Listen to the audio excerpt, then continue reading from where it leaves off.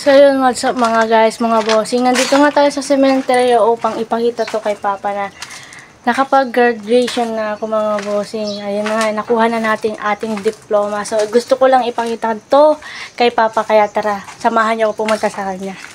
Oh, walang iyak walang iyak. Charot, hindi ganun mga bossing. Pero nung papunta ako dito mga bossing ay lumuluha yung aking mata mga bossing. At dito nga ay gusto ko lang ipakita kay Papa ang aking diplomang nakuha mga bossing. At syempre unang-una sisindihan natin yung kanyang puntod ng kandila. At syempre unang-una papasalamat muna ako sa aking kuya. Ayan nga, chinat ko yung aking kuya. Ayan yung chinat ko sa kanya mga bossing. At magpapasalamat din ako sa aking mama kasi kung hindi dahil sa kanilang dalawa tumataguyod sa aming dalawang magkapatid na nag-aaral pa. Bali ang kapatid ko grade 11 mga bossing. Bali next year mag-graduation na rin siya mga boss. At ayun na nga, sobrang laki ng pasalamat ko sa aking mama at kuya mga bossing. At dito nga mga bossing, tamang kwento lang ako kay Papa ko ano yung nangyayari dito sa buhay ko. Syempre ayun na nga, sabi ko sa kanya ay sobrang saya ko kasi ay nakatapos ko na yung aking grade 12 mga bossing. Kung nagtataka kayo kung bakit sobrang special to, kung bakit ko binibidyo to lahat kasi mga bossing is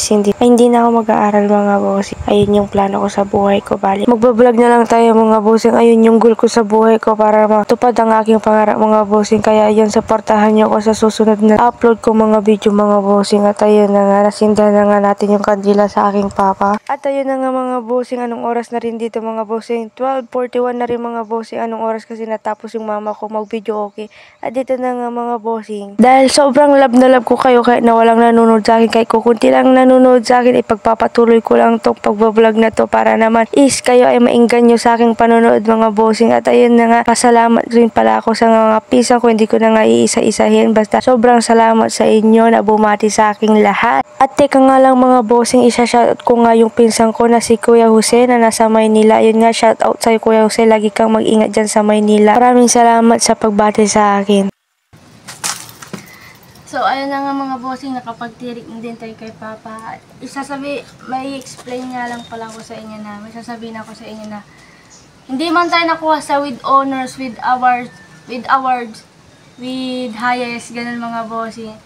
Hindi naman importante. Ang importante is nakuha natin yung goal natin sa buhay, ay diploma. Kasi ito yung isa sa dahilan kung bakit natin ito nakuha. Bakit to importante? Kasi ito yung pinaka-importante sa lahat na bagay. Hindi naman importante yung honors with award na medal na yan. At least, nakapag-graduate tayo mga bossing. At ayun na nga, happy graduation sa ating lahat. Grade 12. Yan mga bossing. Shout out sa inyo. Genoveva, happy graduation sa inyong lahat.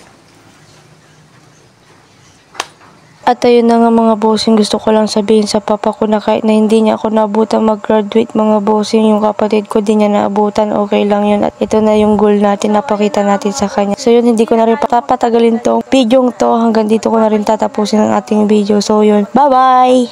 Mag-edit tayo tapos wala din akong tulog masyado mga bossing kasi maaga tayo nagising kanina. So yun, magpapaalam na tayo kay Papa. So yun, paalam pa. Congrats sa akin. Yun lang. Bye-bye!